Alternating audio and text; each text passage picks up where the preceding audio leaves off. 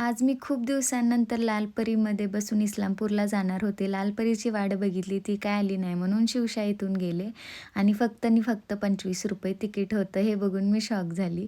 त्याच्यानंतर माझी मैत्रीण आली मला घ्यायला आणि जसं की सगळ्यांना माहिती आहे इस्लामपूरचा उरूस चालला आहे, त्याच्यामुळं फिरायचं आमचं चालू झालं.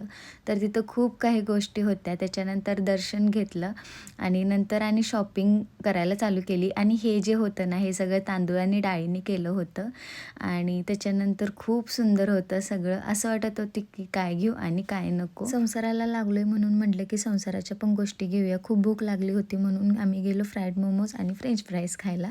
त्याच्यानंतर पाळण्यांकडे पळालो तर तिकडे पाळणे बघितले तर काय बंद होते. त्याच्यानंतर दुःखी मनानं म्हटलं की बर्फाचा गोळा खाऊया, थोडं मन पण प्रसन्न होईल. त्याच्यानंतर घरी निघालो आणि फायनली मला लालपरी भेटली आणि पायरीवर बसले होते मी कारण सीट नव्हती आणि माझ्यासोबत गणपती बाप्पासुद्धा बसले होते.